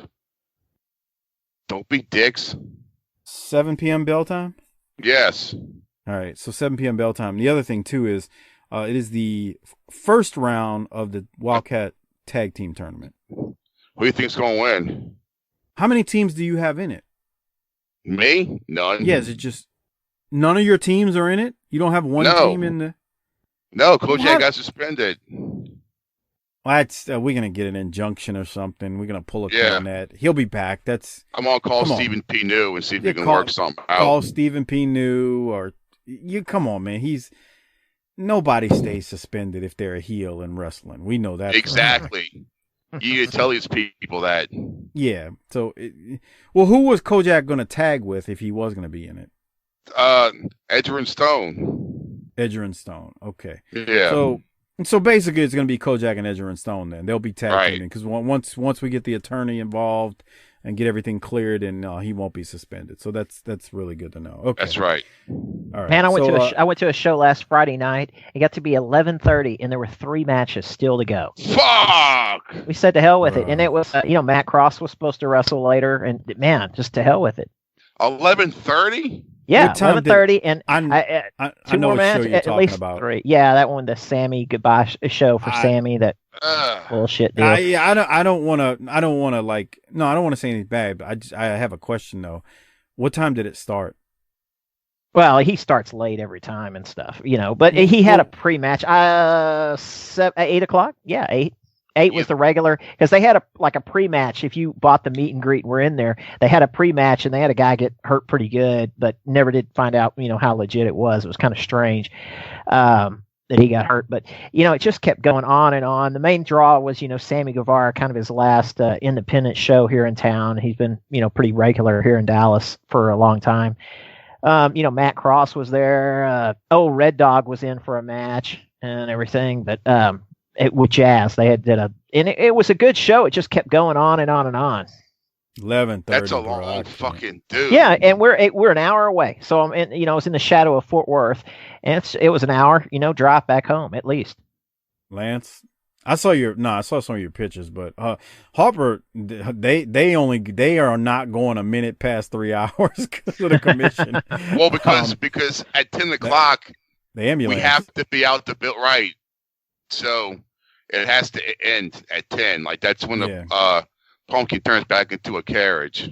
Yeah, I'm with you. This show, that VIP, sometimes, and I don't mind. The guy follows me on Twitter. I don't say anything bad, but he, the announcer, is too much putting himself over, gets in the ring and all this bullshit. But this time, this show had a lot of different little federations from around Texas all having one match. So different ring announcers came in, so it made it a little more bearable because, man, that guy, he can drive me nuts, gets in the ring and he already looks like shit. You dress in jeans. I want everybody to look nice, when they're working. He wears jeans? He wears, he looks like shit. He looks like a slob doing it. I mean, I wear jeans every day, but I'm not getting in the ring, putting on being the dude of the show. You gotta wear a fucking suit, dude. Well, anything. It's like when they have some broad. Lance, we're still recording, man. I just hope you. I don't care. So what? Okay.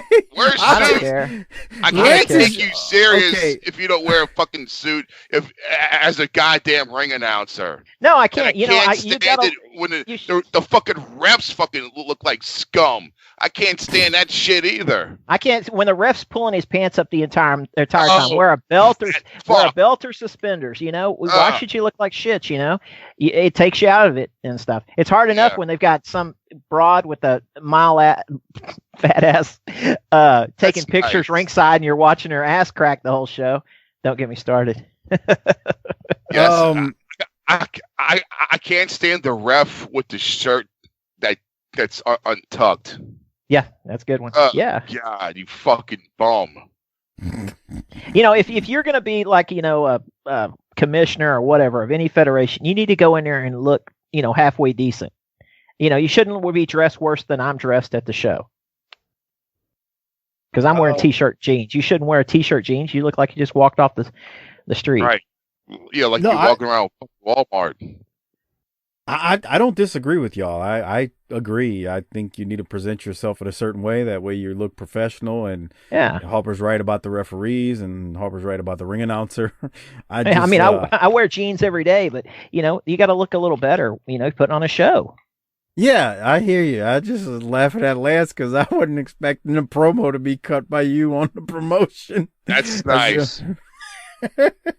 That's why I was like, I'm still recording. Anyway, no, Lance. I hear you. I hear you. No, that guy follows me on Twitter, and I don't put his shows down there, but it is, and that's his promotion. He runs it there, and let him do whatever the hell he wants. It's my choice to go, so whatever. Yeah, you're the fucking dumbass with paying to go sit there. Yeah, no shit. That's exactly right. That's exactly right. All right. I told you, stupid. Stop. All right, man. I'm going back in the shallow end. No. All right, so Lance may be back next week. We got to see what the hell Doc's got going on. I'm just not sure at this point in time. So there you have it, though. I don't think we have anything else. Lance, do you have anything else before we get out of here? I guess not. Better not. Right. Keep your mouth shut. Keep your mouth shut. Anyway. Watching an ass crack taking pictures the whole time ringside, it pisses me off. Yeah, I can't stand those fucking people. They think they're like working for pro wrestling fucking or something. It's exactly right. You're just some fat fucking shithead with a fucking $200 camera from Best Buy. Calm the fuck down, bro. That's exactly it, man. That is it right there. Wait, who are you talking about, Harper? When you say that, don't worry about it. No, I mean, it fits. Every federation that's out there's got it, Were you talking about a cameraman or someone else? No, a photographer. Or the guy taking pictures. It's a buddy's buddy that is taking pictures ringside, and they look like a slob too, Yeah. Well, hold on. Before he goes there, there are many people who listen to this show that are photographers at indie events, and I've seen them, and they look presentable when they are doing the photography at these events. I know what Harper's talking about, and I know why he's saying that. And damn, Harper, you don't have to always be a heel. Shit. Whatever, bro. It pisses me off. I know what you're talking about. That's fucking mean, I can tell you this. We had a show, the last fucking show, and I have 0 fucking pictures. None.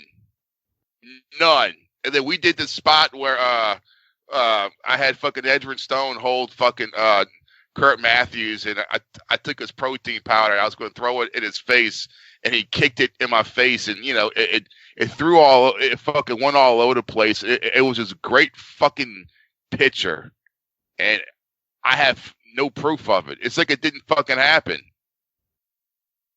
I have 0 pictures from the last show. As much as I like throwing powder in the face, that sounds awesome. Yeah, protein powder. And if you made a cloud, that's just a classic. A cloud, and that's just everywhere. Gorgeous. It's people hurry through that spot so much now that you don't even see the cloud. If you don't have a cloud, why are you even doing it? Yeah. So wait.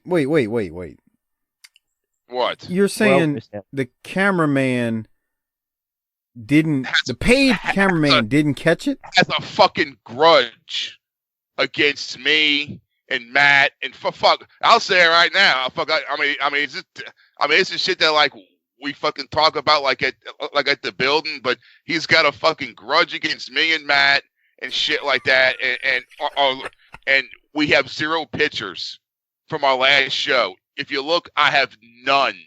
Matt has none. Edger and Stone has none. Paw Patrol, which was their opponents, they have none. It's just like, and it's like, I tell Luke, I was like, dude, what the fuck, dude? And he's like, I'll fucking talk to him. Hey, man, fuck this shit, bro. It's like, why do I gotta beg to get fucking pictures when everyone else's gets fucking posted, except ours? Who's the cameraman, Harper? Don't worry about it. They know who the fuck they are. Fucking shitheads. And then the thing is, and then fucking, and then me and Matt pay a guy that fucking works at Tulane that like actually like he's a legit professional photographer. Like this is what he does for a living. He takes pictures for Tulane for like NOLA.com and shit. And then like he gets all pissed, and I'm like, bruh, you know. We got to bring someone in that's gonna fucking take pictures. Fucking shit. I mean, I'm yelling all the time. A little group over here they can't even post on Twitter. I'm like, I said, who's running your Twitter? And they showed me, and it's this 12-year-old kid sitting over there, and I'm going, you're not getting anywhere on Twitter. I mean, look at him crazy, and I go, I'm too old to run it. I'm not gonna do it.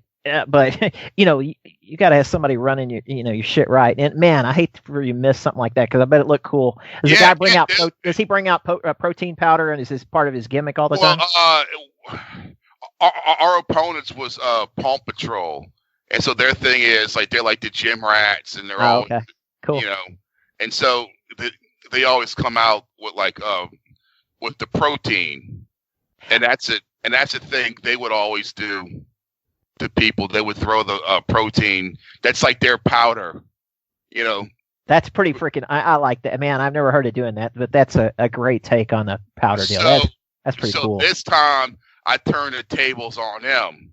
Yeah. I'm going to use their powder against them, and then Kurt Matthews kicked it up, and it fucking went all over me, and it went up in the air, and there's like no proof of it. You know, if you weren't there to see it, it didn't happen. Well, Frick. So if you're a cameraman at Harper's events, don't piss him off. Take his pictures. Oh, fuck that. Just bring, hey, bro, if y'all want to be a fucking cameraman, come on by. You think somebody's girlfriend or somebody was shooting, filming at the time? There's someone filmed it. But it's on their phone, and it pisses me off. There's a camera guy that took a picture of it with a real camera, but they don't want to fucking share it. They want to be fucking dicks about it. He's hot. And so my question is, what are you doing with the fucking pictures that you keep them to yourself, bro? That's all I'm saying. Putting them on the wall. Maybe you got some spank bank, looking at your bald head or something. Fucking, I don't know. Dave Lane, you're a very good cameraman out there. You actually used to shoot Smoky Mountain Wrestling with your camera. So travel down to Wildcat Sports in New Orleans and help Harper out if you can, because I know you're a professional and you do a good job. And with that said, I think Harper's finished cutting his promo. I think Lance cut his promo. Wow, that one shocked me. I wasn't expecting that tonight. So we're just going to leave it at that, and we'll see if Lance will be back next week. But with all that said, Harper, do the world a favor, hit the tagline, take us home, and close out this week's episode of Booking the Territory, the unprofessional wrestling podcast. Book it, bitch.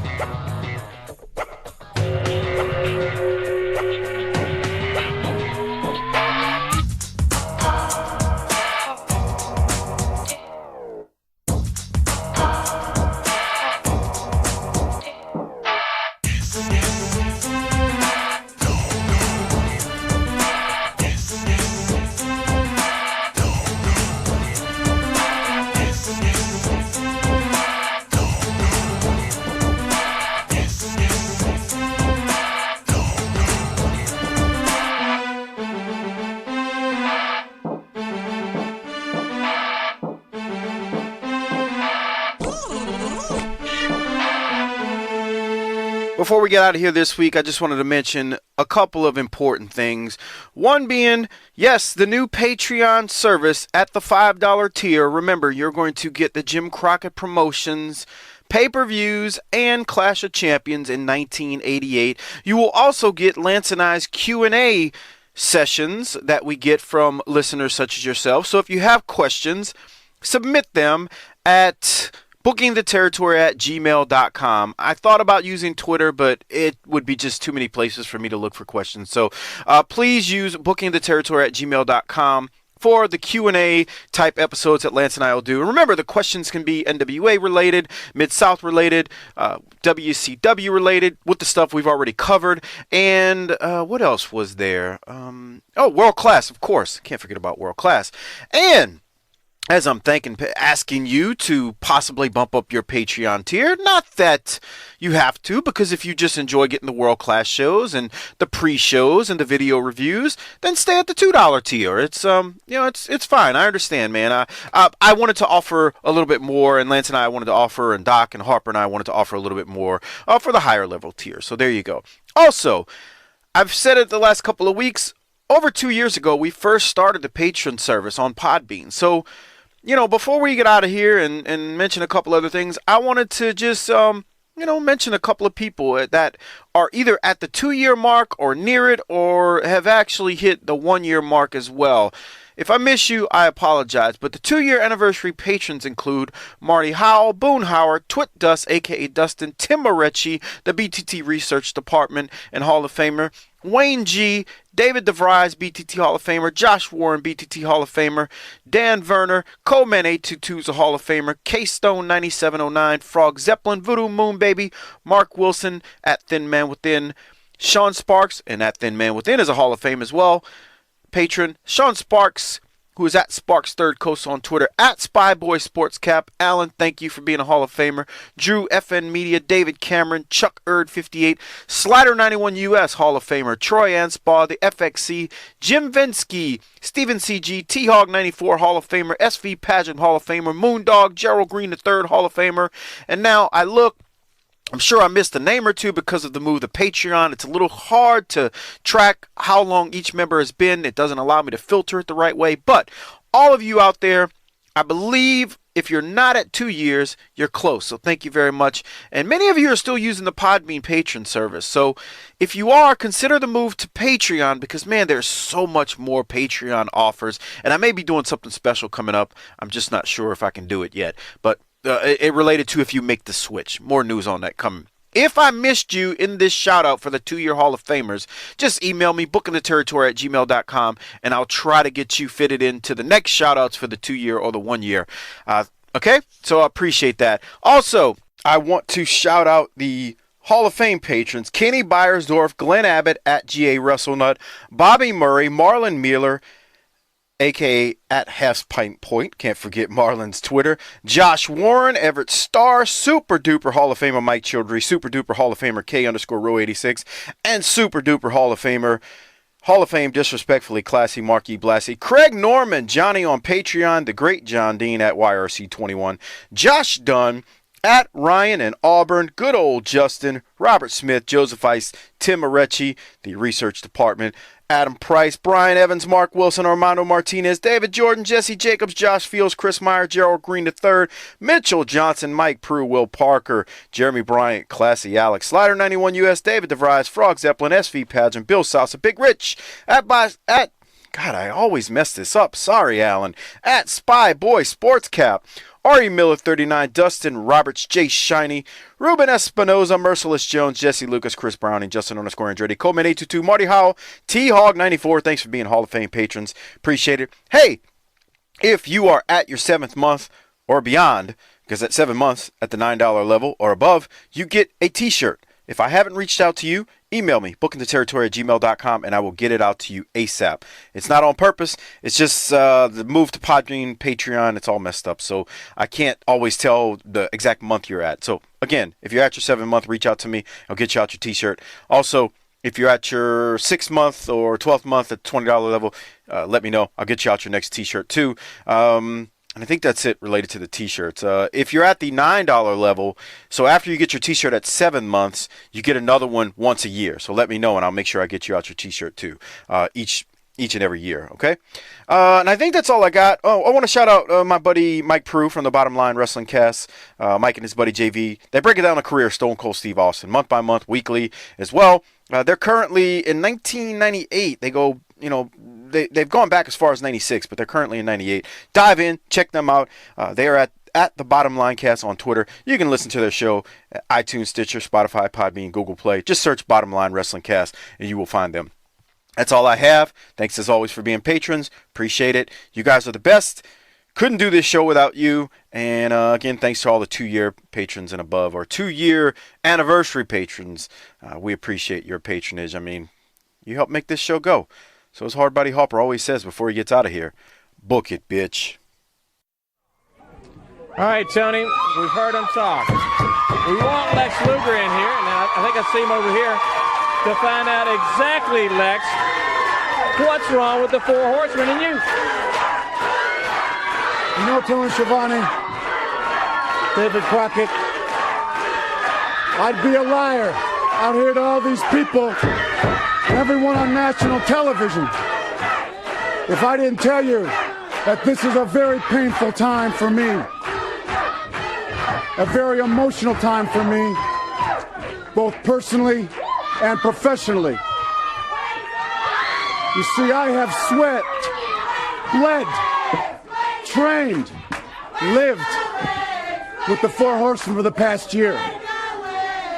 Some of the best times of my life that I will always cherish were spent with the Four Horsemen. On a personal note, the Four Horsemen live what they say.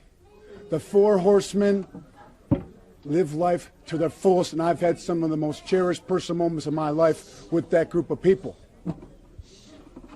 When I first came here, they said, Lex, the superstar. They said, the man who will be the next world heavyweight champion. Everyone has paths to choose in life. When I came here to the NWA, which has the greatest athletes on the face of this earth, I had paths to choose. I saw an elevator over here with a group of men standing there, waving, smiling, who were very successful, who are tremendous athletes. Over here, I saw a flight of stairs decline. Ambition in life can sometimes, when you're an ambitious person such as myself, be blinding. You have to live with your decisions in life. I had a very close personal friend at one time, a man by the name of Barry Windham, who came out here my first day on national TV and said, Luger, you're making a mistake. I spit in his face. I have to live with that every day the rest of my life. We all make decisions. We have to live with them. We all make our beds. We have to lie in them.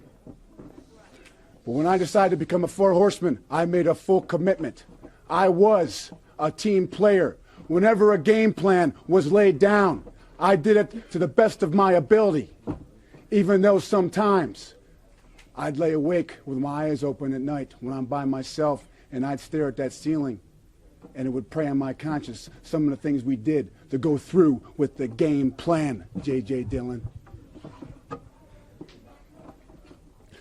Now, I have to say right now that leading up to Starrcade, I held up my end of the bargain as one of the Horsemen. Now, in Starrcade, there was a game plan laid out. I don't say I totally agreed with it, but being the team man I always was, I went through it, because when I climbed in that ring, once that match was underway, I knew that match was mine to win or lose. To win or lose on my own, with no outside interference. But when that chair came in that ring, my personal commitment, my personal feelings for the Four Horsemen, I went through with that game plan, and the rest is history. I felt I had that match in control. But I went through with the game plan, James. The rest is history. Now, after Starrcade, when I was out here, a lot of guys are standing out here with our belts before Starrcade. Ric Flair was one of them. Arn Anderson stood out here without a belt for a long time. I was always supportive. I always offered my assistance. The first time the total package sits out here without a belt, I feel a little bit of a knife in the back. And I feel it's starting to twist. So when I decide that as great a group as the Four Horsemen are, it's time for me to stand up for myself as a man. I said, James, when I'm out there ringside, you're welcome to come along. But I will win, lose, or draw on my own abilities as an athlete. Well, I guess that didn't sit too well with some of the other teammates. And that led to, I think, what we have here is a little bit of footage of what happens, what this led to when it all came to a head in Miami one night.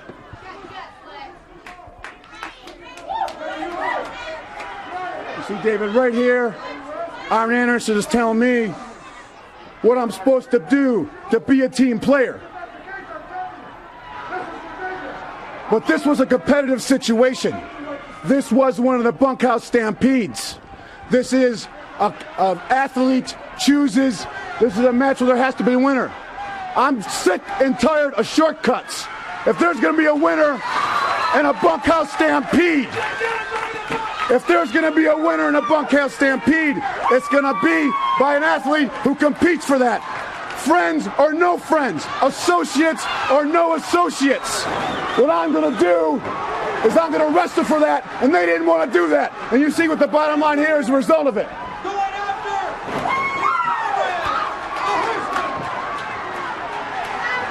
All right, Lex. Here it comes. There you see Tully. He takes a chair this time.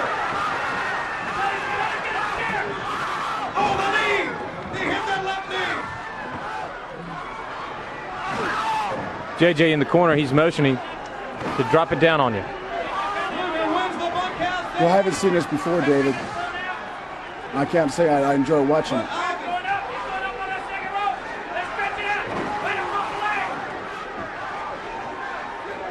All three of them. Stomping away at Lex Luger. I'm going to have to say here.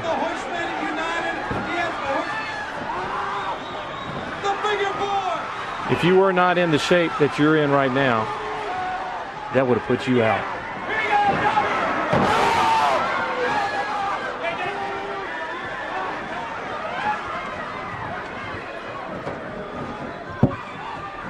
And now, finally, the Horsemen and JJ are chased away, and Luger.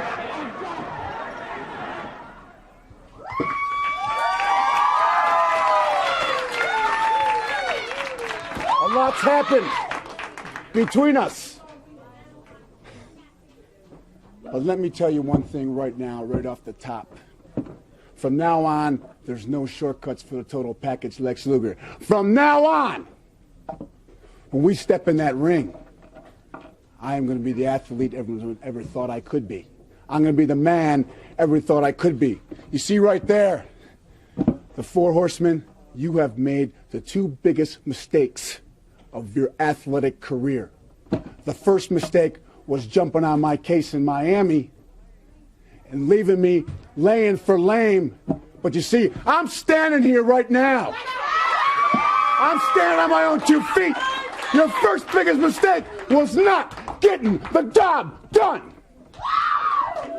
Number 2, what you've done right now and here, we have a situation where this is an emotional time for me, David. I'll tell you right now, sometimes I lose my train of thought. Please.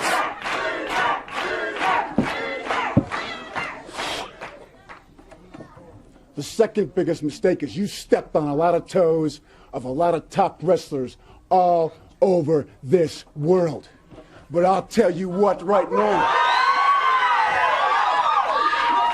You have never, ever stepped on the toes of an athlete like the tunnel package, Lex Luger, because you see, I'm going to climb those stairs. And if you get in my way, I'm going to kick you down them stairs. You see, because I will fulfill my potential. Without the Horsemen, I will become the greatest superstar this sport has ever seen. Bottom line, you can count on it. And if you get in my way, you're going to get stepped on. Bottom line. Truly, the total package. We'll be back with more.